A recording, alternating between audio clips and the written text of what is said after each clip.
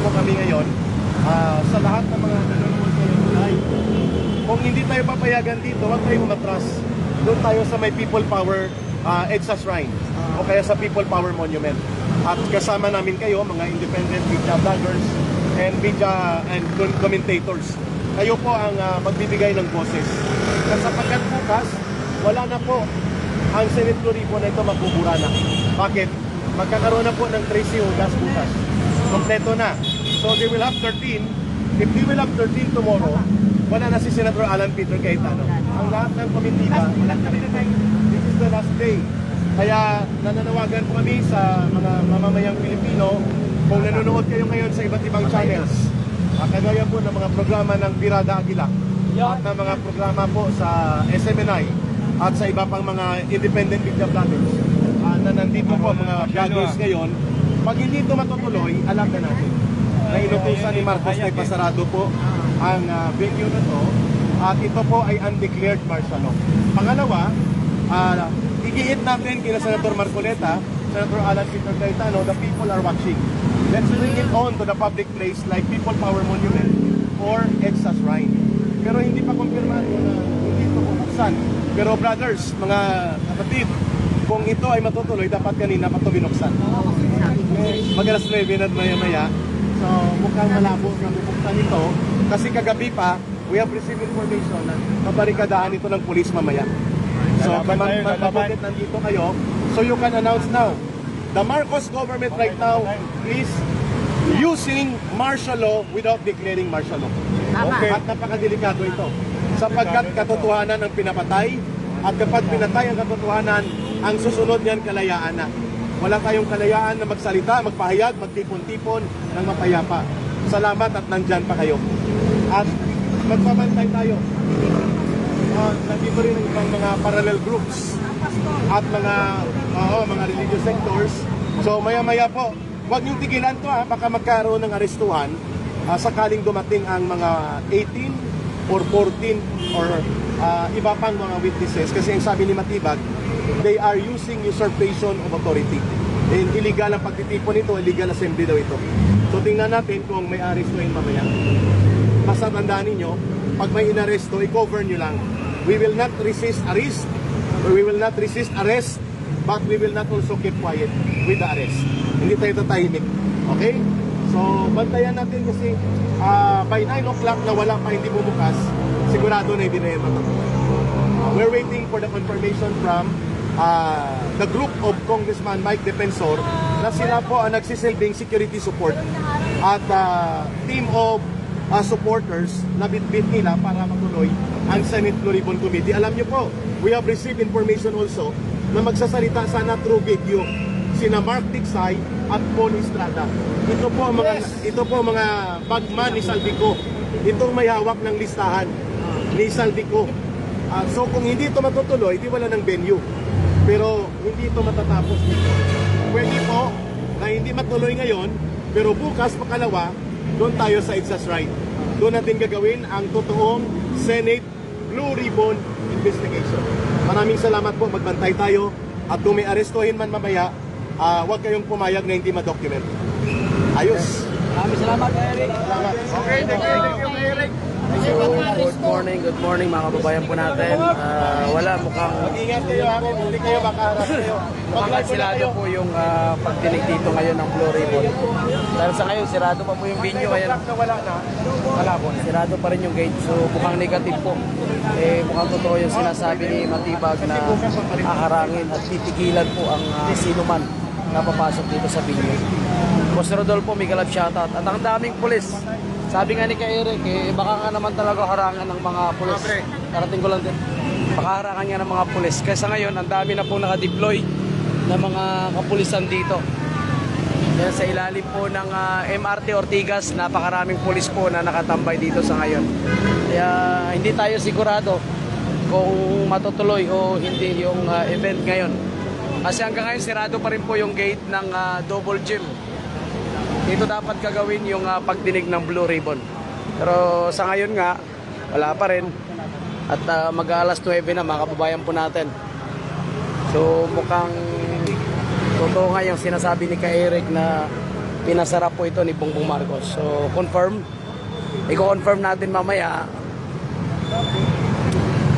Mag-aantabay tayo dito kasi sabi ni Eric, pagdating ng alas 9 ng umaga, kapag wala pa rin, hindi pa rin nagbukas ang binyong ito, ibig sabihin talagang napigilan ng mga tuta ni Bongbong Marcos at mismo si Bongbong Marcos yung pagdinig na ito. At sabi nga ni Eric, baka barikadahan ng napakaraming pulis, which is nakikita natin ang dami talagang pulis. So, Marcos is weaponizing the law. Ito ang ginawa ng tatay niya. Ito yung nakakatakot. Because they are not declaring martial law, but they are using the instruments of martial law. What's the big difference? Nothing. Pareho lang. Ang tatay niya nagdeklara. Dito wala. Pero ang pamamaraan ng ala martial law, pareho lang. Nakakatakot ito. And later on, pati lang ang regulasyon sa paggamit ng Facebook, YouTube, at iba pang social media ay gagawin na rin ni Marcos. So, gagawin niya yan. Yung applicable sa iyo. Marami tayo sa kalsada. Dapat. Sa kalsada na ang gagawin natin kung pagbabawal ang I Facebook. agree. Agree ako na ang Tourism Committee, habang may oras pa, hindi mo naman natatapos. Let's bring it on doon sa People Power Monument on Texas Ride para makita ng tao tayo. Sa mga nagtatanong kung matuloy ang BRC, ito po yung inaabangan natin sa ngayon, mga kababayan. Laban! Kung nila tayo lang. Laban tayo! Ang buong mundo. Ang Pilipinas po ay nasa kuko ng isang diktatura na hindi dinideklara pero kapareho ng diktatura na nila. Sa kuko ng dragon. Sa kuko ng dragon na nagbubuga ng apoy at humihigit ng gusto. Alam. Sino ba, Eric, ang balak na tatalon sa grupo ni Gatchalian? Ang naririnig natin ngayong araw na to, tapos na po, mate na si Joel Villanueva. Pero sabi niya nga, hindi daw siya Eh di malalaman natin bukas kasi bukas bago mag-session, mauuna ang reorganization. So pag tumawid si Joel Villanueva bukas, idideklara nila that they have 13. Magkakaroon ng eleksyon, tapos na po ang buhay ng presidency ni Senator Alan Peter Cayetano. Pag hindi siya tumawid, Pag hindi siya tumawid, deadlock yun. Pero hindi papayagan ni Marcos yun na magkaroon ng deadlock. The purpose of the special session tomorrow is to seize power from the Senate. Dahil hindi nila makukuha na magsesyon, nagpatawag ng special session. The purpose of the special session is related here. Kung bakit hindi ito papayagan, ang Senate Committee papalitan na nila si tatanggalin si Cayetano, tatanggalin si Marcoleta. At para mangyari yan, kailangan tumawid si Joel Villanueva. And that will happen tomorrow. We are very sure about that. pero kaya nagsabi niya atin siya mag-session pero hindi siya kakampi. Pero pag nagdeklara bukas ng 13 at magbotohan ng bagong officers, including Senate President, tapos na. May statement siya kahapon sabi ni Joel Villanueva kahapon na susundin niya ang konsensya. At ang Diyos daw ang kanyang Panginoon na susundin. At hindi ang mga kaibigan, hindi mga kasamahan. Narinig natin. Yun ang sinasabi kay Eric nga, di ata nagkasundo eh, pamanita eh. Yun ang sinasabi nga. So ayan po mga kababayan po natin, sabi nga ni Eric, abangan na lang po natin. Kung hindi naman daw matuloy, dito sa binyo na ito pwede namang gawin sa Itsas Shrine. Kung sakaling hindi talaga matuloy mga kababayan po natin. Pagdala na ba ito? Mga kababayan. Pagdala na rin ako. Anita, big love shoutout. And of course si Ma'am Nerissa, maraming salamat. Thank you po. Alben Sans, big love shoutout. Jel, big love shoutout. Selaro, big love shoutout. So again, nandito pa rin tayo sa binyo ha. Dito pa rin tayo sa binyo mga kababayan po natin. Hanggang sa ngayon ay sarado pa rin yung sinasabi nating gym, double gym event place na supposed to be dito gagawin po yung pagdinig ng Blue Ribbon. Wala tayong nakitang sit-up, wala rin po tayo nakitang mga sasakyan sa loob. Talagang empty po yung lugar. Walang nakapasok po, kaya sa tansya ko mukhang hindi talaga matuloy makabayan po natin. Pero ganun pa man, patuloy tayo na magantabay dito. Patuloy tayo na magantabay dito. Marami na rin mga supporters na mga nandito sa paligid. Nakaabang lang at patuloy na nagbabantay. Sabi nga ni Eric, baka may arestuhin mamaya kung sakaling matuloy ito. Ma'am Maria Fima, may galab shoutout. mabuhay. Sa Senado po, hindi rin po nila papayagan na magkaroon po ng Blue Ribbon hearing ngayon sa Senado. Naka-lockdown din po yung Senado sa ngayon. Naka-lockdown din ang kababayan. Shoutout sa lahat. Nandito pala si Miss Amor. Ang laki naman ito, Miss Amor. Dito, hawakan ko muna to. It's okay. Kaya mo lang? Oo, kasi mas busy mo, wala. Makalimutan kung sino binigyan ko. Oo, sige, sige. Wala na naman. But thank you for the offer. Yung dati na wala rin, oh. Itong ginawa ko nila. Itong ginagawa ko nila ngayon na pag-itik ko. Nako, si Joel Villanueva parang negative. Hindi Jesus is Lord, Marcos is Lord. Yeah, parang yun ang mangyayari kay Joel Villanueva. Pero sa ngayon, wala pa naman confirmation. Alalaman natin bukas pagkatapos itong special session. Lalaki tayo. Ate Gina Miguel shout out, Gian Ladera, Mark Veroya, Karapatan na magsiwala. Boss Placido Miguel shout out. Mga retiradong sundalo na Eh, tuloy daw sabi ni Placido, kaya dito lang tayo, abangan natin. Pero standby pa rin. Alas 10 pa naman daw. Wala pong advice sa akin mga kapatid. Tuloy. So tuloy daw, kaya ano ba yung inantay natin? Sogod na dito mga kababayan natin. Tuloy daw. Tuloy. Kaya sogod na po dito mga kababayan po natin sa mga supporters, mga ka-DDS natin. Ano ba yung inantay natin? Punta na po kayo sa video. Tuloy daw. Tuloy, sabi. Tuloy daw. Sino may sabi? Ako. Sino ba? Ako nga. Yawa. Sino ba? Tuloy. Tuloy nga, tuloy. Nandito na tayo eh. Tuloy. Ang hirap kausap talaga basta kalbo, putang ina. Basta kalbo, masamang tao. Ayan, di. Tropa natin to. 10 AM bro. Oy, 10 AM daw. Tuloy. Ako na banggitin ha. Oo. Tuloy.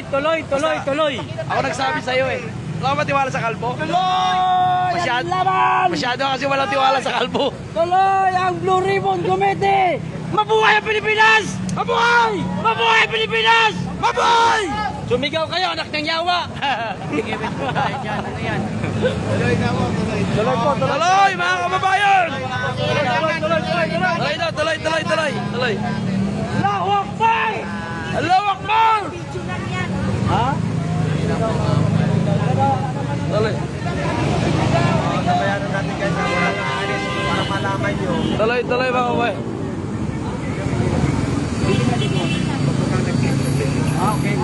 Pero antayin natin yung Tuloy mga kababayan. Kasi masyado kasi wala tiwala sa kalbo eh. Hindi, bulan, sombrero tuloy. Ay, wala.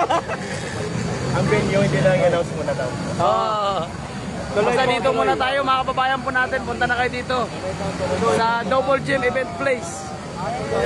So kumbaga, ito na yung pinaka-meeting place na lang natin mga kabayan. Yan. Ito na lang ang pinaka-meeting place natin.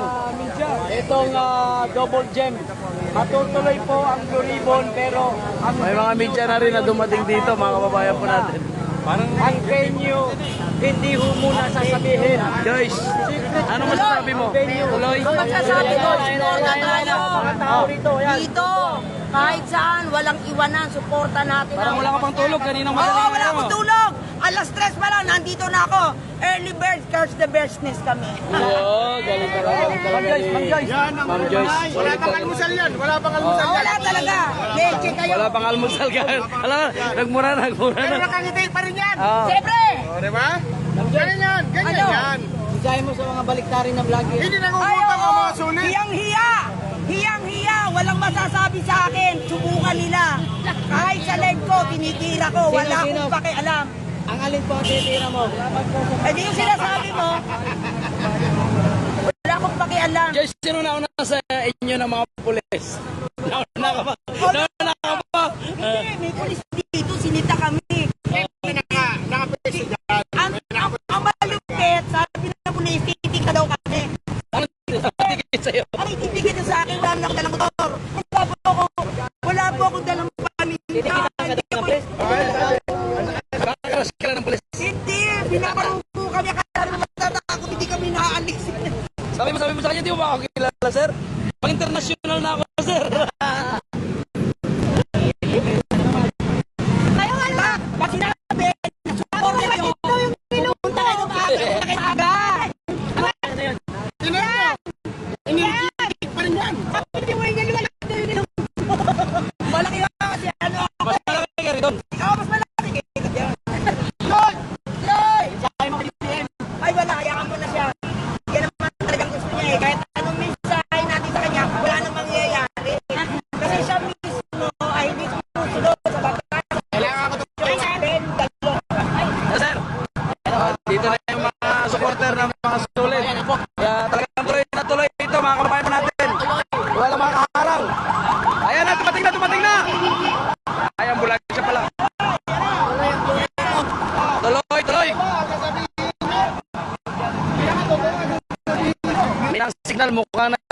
maglagay na naman sila jammer po.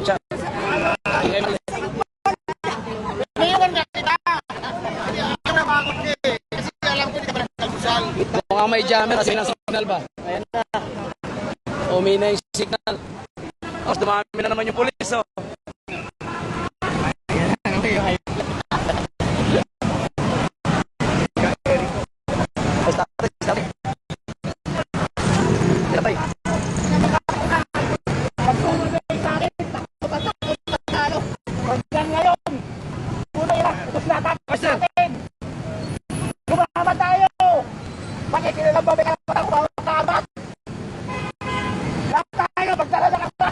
Ipakita mo sa amin, ipakita mo sa'yo. Lumaban tayo! Ayan, o. Lumaban tayo! Tungkod lang yan, tungkod.